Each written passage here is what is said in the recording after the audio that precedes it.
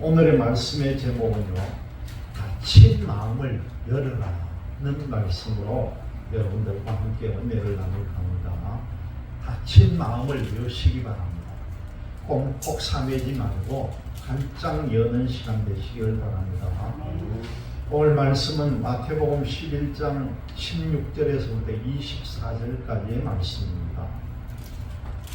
우리는 지금요, 예수님을 믿고 있는데 우리가 예수님을 지금 보지 않고 말씀을 통해서 믿고 있다는 거죠.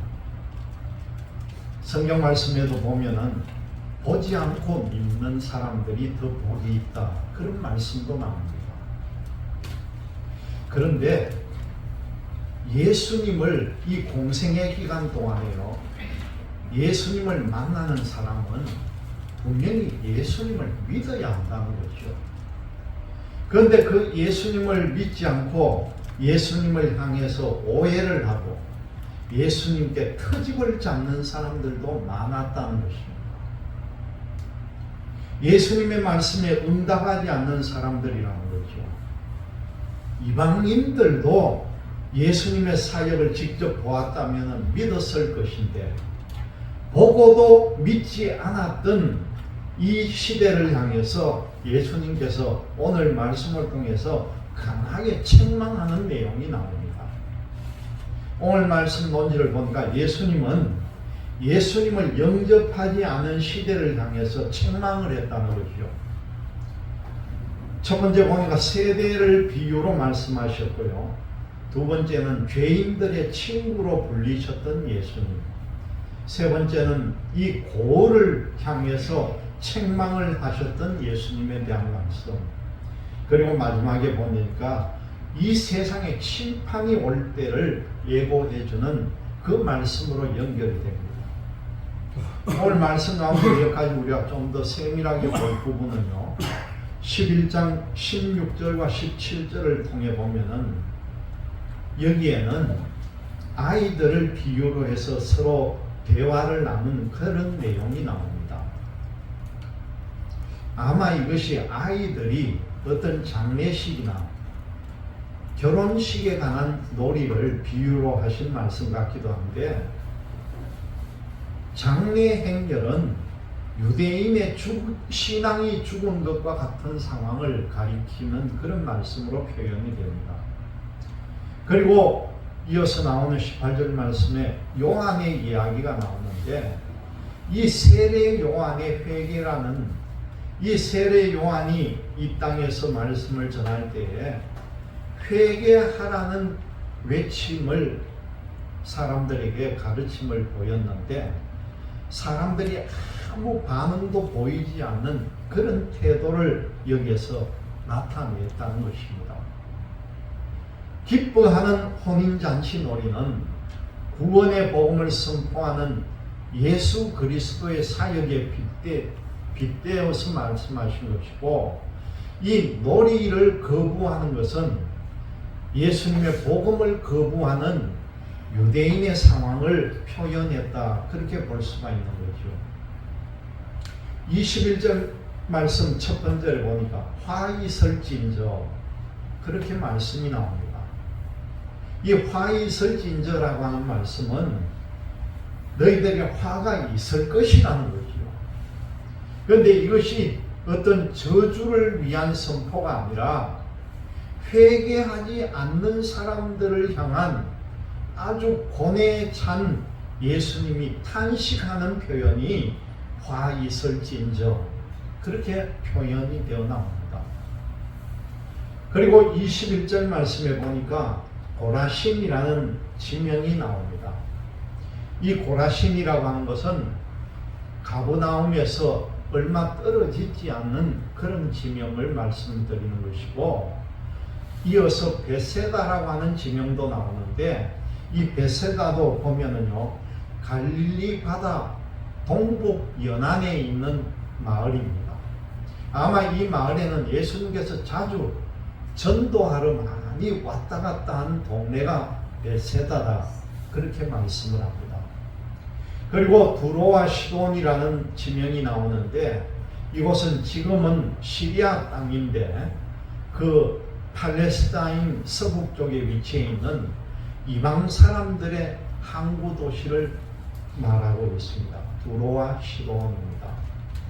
그리고 23절 말씀에 보면요, 가버나움아 네가 하늘에까지 높아지겠느냐 음부에까지 낮아지리라, 그런 말씀이 나옵니다.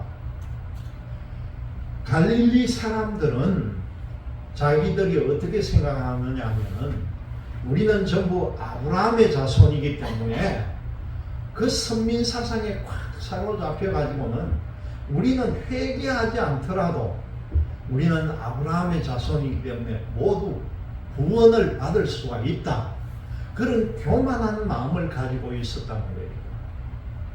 이 교만한 사람들에게 예수님께서 가버나움아 네가 하늘에까지 높아지겠느냐 음부에까지 내려갈 것이다, 그렇게 말씀을 합니다. 여러분, 우리가 세상을 살다 보면은요, 우리 주변의 사람마다 성격이 같은 사람이 없잖아요. 우리 사람들마다 다 성격이나 살아가는 생활 모습이나 모든 것이 다 다릅니다. 똑같을 수가 없는 거죠. 사람들마다 성격이 다 다르고 가진 품성이 틀리고 그렇기 때문에 같을 수가 없는 거죠. 우리 주변에 가까이도 보니까요, 너무나 우리 가까이 있는 사람들도 자기 집에 방 안에 들여다보면은 옷까지 하나도 정리 못하는 사람들도 그렇게 막 얼마나 어질러 놓고 사는지 보는 사람이 더 스트레스를 받을 정도로 허틀어 놓고 어질러 놓고 정돈이 안 되는 거예요. 반면에 어떤 사람들은 칼같이 딱 그 물건이 그 위치에 없으면 안 되는 정도로 딱딱 제자리에 있어야 되고, 빨래를 하나 개도 군대식으로 칼같이 딱 각을 맞춰가지고 해놔야 되는, 그래야 직성이 풀리는 사람들이 있다는 겁니다. 그리고 보면은요, 아무리 처음 보던 뭐 몇 번 봤던 간에 무조건 인사 꼬박꼬박하고 친근성 있게 너무나 친절하게 그런 사람이 있는가 하면은 또 뒷동하게 낯가림이 심해가지고 오는지 가는지 번성만성 그렇게 하는 사람도 있죠. 그런데 다 그거는 좋은 쪽으로 흘러가야지 나쁜 쪽으로 가면 안 되죠. 사회생활도 해보면은요, 시간을 딱 정해놓으면은 정확하게 칼같이 딱 5분 전에 오는 사람들이 있나 하면은 꼭 자기는 5분이나 10분 늦게 와야 되는 게 몸에 배여가지고 그게 일평생을 끌고 간다니까요. 늦는 사람은 항상 늦는 거예요. 그래서 생겨난 말이 뭡니까? 코리안 타임이라는 거예요. 한국 사람 시간을 안 지킨다는 거죠. 그런데 이건 전부 변화되어야 하는 겁니다. 뭔가 약속을 하면 칼같이 지켜야 되는 거죠. 여러분, 좋은 이야기, 신기한 이야기를 들으면요, 그 말씀을 내가 그대로 믿고 남에게 그 말을 전달하는 사람이 있는가 하면은요, 정말 좋고 신기한 말을 들었는데도 그걸 쓸데없는 말한다, 그렇게 하면서 귀를 닫는 사람도 있다는 것입니다. 여러분, 우리 믿는 사람들의 신앙도 다 다릅니다. 여러분, 이 시간 닫힌 마음을 열어야 하는 겁니다. 신앙의 맛을 알고 그 묘미를 느끼는 사람이 있는가 하면은 신앙생활을 해봐야 그 결과가 그냥 뭐 내가 편안하게 잘 먹고 안 아프고 병 안 걸리고 하나님 인도하면 되고 살면은 되지, 그렇게 생각하는 사람도 있다는 겁니다. 예배를 잘 준비를 하고 기도하는 자세로 나와서 성실하게 예배에 임하는 사람들이 있는가 하면요, 억지로 속아 정말 육수가 끌려가듯이 예배에 참석하는 사람도 있다는 겁니다. 예배 시간에 온전하게 예배에 집중하는 사람이 있는가 하면요, 우리 교회는 워낙 인원이 작고 조만하기 때문에 안 보이는데 큰 교회는 가면 예배 시간에 휴대폰 꺼내놓고 온갖 그거 들어오는 그거 보고 예배는 집중 안 하면서 놀고 있는 사람도 있다는 거예요. 여러분, 성도는요, 이 귀중한 시간 우리가 뭐 때문에 여기에 와 있겠습니까? 예배에 더욱 집중을 하고 찬송을 하고 말씀을 보면서 하나님과의 더 깊은 교제와 만남을 위해서 여기 있는 거죠. 그냥 집에 있으면서 말씀 보고 찬송 보고 그냥 하면 되지. 왜 주일을 정해놓고 예배를 드리고 하나님 앞에 찬양을 하겠습니까? 여러분들은 정말 진정으로 드리는 예배 자리에 전부 다 나오는 그런 마음을 품으시기를 바랍니다. 이 자리에 앉아가지고도 예배 끝나면 내가 가가지고 뭘 할까? 뭐 좋은 일 없나?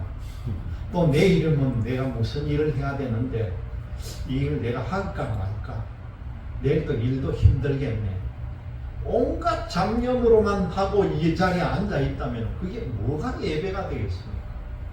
예배할 때는 오직 신령과 진정으로 하나님과의 만남을 갈구하는 그런 심령으로 앉아야 된다는 거죠. 살면서 다른 점은 이해하고 인정할 수 있겠지만요, 성실하지 못한 것이나 믿지 않는 것을 받아들이기는 어렵다는 겁니다. 예수님께서 이 세상에 일하실 때에 예수님을 만나는 사람들이 나타내는 반응이 달랐다는 거죠.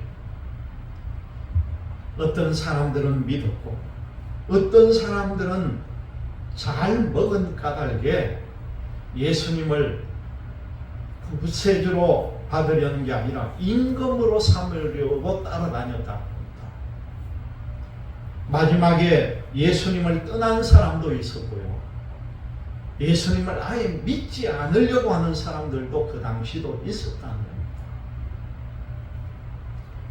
우리 예수님은 사람들의 그 반응을 잘 알고 계셨다는 거죠. 예수님은 사람들의 반응이 어떠하기를 원했겠습니까? 예수님은요, 당연하게 예수님을 믿고 따라오기를 원했다는 겁니다. 병자를 고치고 또 이적을 행하는 이것을 보면은 사람들이 따라오는 사람들이 많이 있었다는 거죠. 말씀을 들으면은 믿고 순종하는 사람도 있었습니다. 하지만 그 예수님의 사역을 보고 이의를 제기하는 사람들, 예수님의 흠을 잡으려고 하는 사람들도 많이 있었다는 겁니다. 예수님께서 그런 사람들을 향해서 오늘 이 말씀으로 책망을 하고 있는 겁니다. 그러면서 예수님께서 한 가지 비유로 이 당시 사람들의 태도를 꾸짖고 계시는데 그 말씀의 내용이 뭡니까? 아이들이 16절 17절 내용을 보면요, 아이들이 장터에서 놀고 있는데 이 아이들이 놀고 있는 그 상황 가운데 서로가 서로에 대해서 반응해주지 않는 모습이 나타난다는 거죠. 아이들 중에 피리를 불면은 다른 아이들은 춤을 추고 또 한쪽에서 슬피 울면은 다른 쪽에서는 춤을 추지 않고 한쪽에서는 슬피 우는 척 하는데 다른 한쪽에서는 가슴을 치지 않는다. 그렇게 말씀을 합니다. 이런 놀이가 재미가 있을 수가 없다는 거예요. 한쪽에서 해주면 한쪽이 반응을 해주고 잘한다 하든가 해야지 맹맹하게 외면을 했다는 그 말씀이죠. 아이들끼리 다투다가 다시는 야구 놀지 않아 하면서 헤어질 수도 있습니다. 아이들은. 예수님이 오셔서 말씀을 하시면은요, 사람들이 들어야 하고 그 예수님의 말씀에 이해하고 반응을 해줘야 되는 거죠. 만약 예수님의 말씀에 대해서 사늘한 반응만 있다면 어떻게 하겠습니까? 우리 신앙생활이 예수님이 원하시는 반응이 아니거나 아예 반응이 없다면요, 우리 예수님께서 얼마나 실망을 하시겠느냐는 거죠. 예수님은 사람들의 반응에 대해서 꾸짖고 계십니다.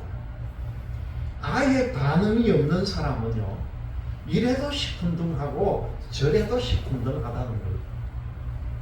거절 반응을 하는 사람은 이래도 터집 잡고 저래도 터집을 잡는다는 겁니다.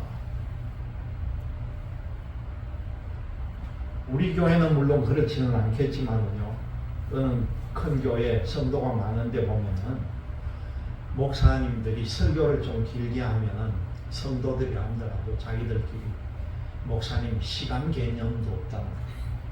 좀 짧게 하지 어찌저게 길게 하고, 설교가 기니 짧으니 또 그 다음에 너무 설교를 짧게 해버리면은요, 저 목사님 설교 연구도 안 하나, 무슨 말씀이 저래 짧았냐고 또 터집자고. 길면 긴 대로 은혜가 있고요, 짧으면 짧은 대로 그 속에 은혜가 있을 것인데, 설교 안에 담긴 메시지와 설교자의 진심을 보려고 하지 않는 사람들이 이렇게 반응을 한다는 겁니다. 예수님께서 오시기 전에 세례 요한이 와서 예수님을 전합니다. 요한은요, 자기가 먹는 것이나 아니면 마시는 것까지도 절제하는 삶을 살았습니다. 세례 요한은 메뚜기를 먹고 역청, 석청을 먹고 그러면서 이 또 세례 요한은 살았다, 그렇게 많이 전해집니다. 그런데 예수님께서는 사람들이 요한을 보고 뭐라고 하냐면 귀신이 들렸다, 그렇게 표현을 합니다. 먹지도 마시지도 않는 것을 보니까 세례 요한 보고 이 정상적인 사람이 아니더라, 그렇게 말했다는 거죠. 그런데 가만 보니까 예수님은요, 사람들과 어울려 가지고 음식을 먹고 마시는 걸 자유롭게 했다는 거예요. 그걸 본 사람들이 예수님께서 포도주를 즐기며 절제력이 약한 사람이라고, 그리고 그 세리들과 죄인들을 만나가지고 서로 음식을 나누는 것을 보고 저분은 세리와 죄인의 친구다, 그렇게 비꼬았다는 겁니다. 세리와 죄인의 친구라는 의미는 세리라 죄인처럼 나쁜 사람이다, 그런 뜻이에요. 믿으려 들지 않는 사람은요, 무엇을 보든지 칭찬함이 없다는 겁니다. 그 꼬투리를 잡으려고 그렇게 애를 쓰는 거죠. 예수님은 사람이 행한 일로 지혜를 드러내신다, 그렇게 말씀합니다. 예수님의 행한 일을 보아가지고 예수님의 지혜를 증명을 할 수가 있다는 겁니다. 사람들이 말하는 것으로 보면은 그들의 지혜가 짧고 그들의 지혜가 부족하다는 것이 드러나고 있다는 것이죠. 예수님께서 여러 고을을 다니시면서 말씀을 하시고 거기에서 또 기적을 행하셨습니다. 그런데 어떤 고을에서는요, 더 많은 기적을 보여줬다는 거예요. 그 중에 그 고을이 특별히 예수님께서 사랑해서라기보다는 그 고을에 예수님의 은혜가 필요한 사람들이 더 많았기 때문에 더 많은 기적을 보여주셨다는 겁니다. 다른 고을보다는 예수님이 더 많은 시간을 보낸 고을이 있습니다. 예수님을 오랫동안 보았다면 예수님이 어떤 분인지를 충분히 짐작할 수가 있었을 겁니다. 여러분, 우리도요, 오랫동안 우리가 신앙생활을 했다면 여러분, 믿음이 더 강해져야 됩니다. 그런데 오랫동안 신앙생활을 했지만은요, 강하지를 못하고 뜨뜻미지근한 경우도 있다는 거예요. 요즘 그 요한계시록을 하면서 소아시아 7교회 중에 라오디게아 교회를 하는데 이 라오디게아 교회가 어떤 교회였습니까? 뜨겁지도 차지도 않고 미지근한 그런 교회였다는 겁니다. 그래서 예수님께서 마지막 때 이런 교회는 내쳐버릴 거라. 뜨겁든지 차든지 하라. 둘 중에 하나를 하라는 거예요. 이것도 저것도 아니면 안 된다. 그렇게 우리에게 가르쳐 주십니다. 예수님의 기적을 더 많이 본 이 말씀 가운데 나오는 고라신이라든가 벳세다 볼 사람들이 예수님을 믿지 않았다는 거예요. 예수님을 그렇게 가까이서 많이 봤던 사람들이 자기들의 죄에 대한 회개도 없었다는 겁니다. 예수님께서 그들을 향해서 뭐라고 합니까? 화가 있을진저 화가 있을 것이다. 그리고 책망을 합니다.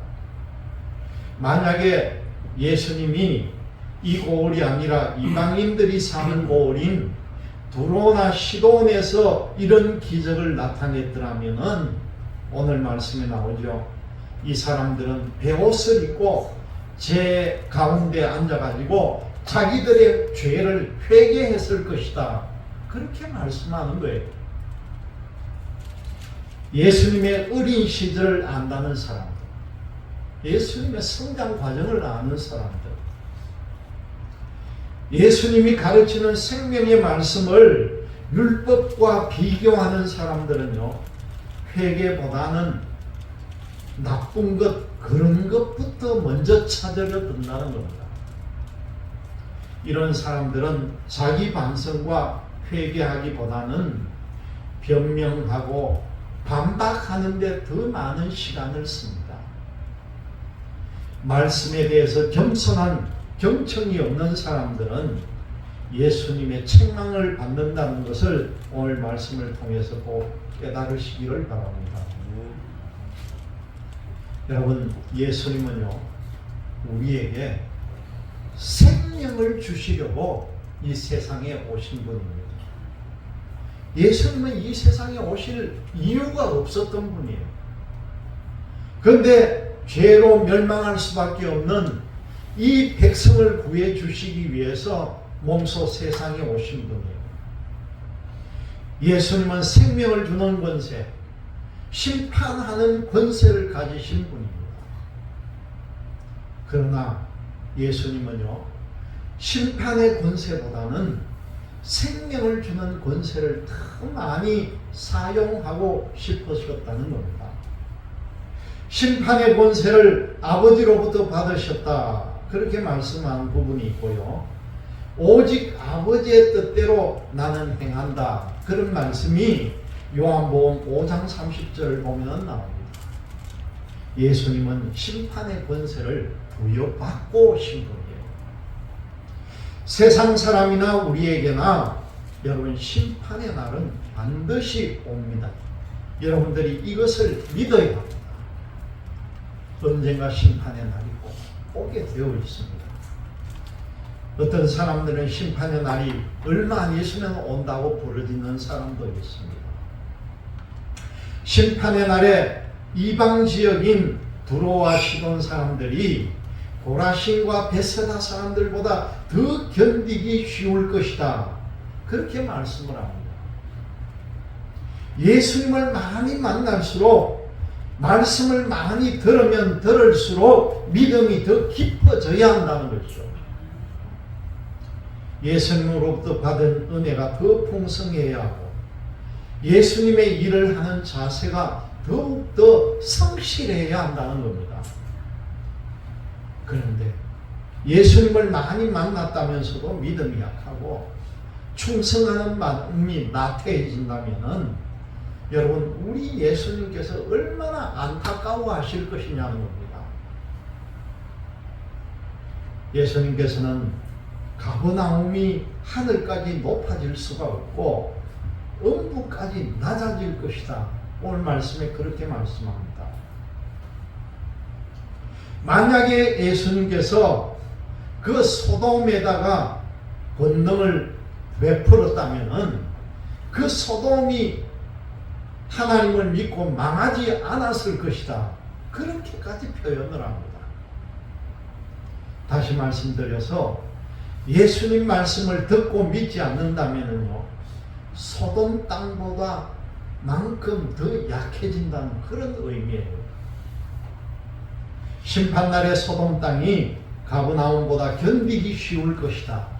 그렇게 오늘 말씀에 전합니다. 여러분, 누가 뭐라 해도 심판의 날은 반드시 옵니다. 여러분들은 이 닫힌 마음을 활짝 열고 이 예수님을 마음껏 받아들이시기를 바랍니다. 심판 때에 구원받으려면 예수님을 성실히 믿어야 한다는 것을 깊이 새기시는 여러분들이 되시기를 주님의 이름으로 기원드립니다. 기도합니다.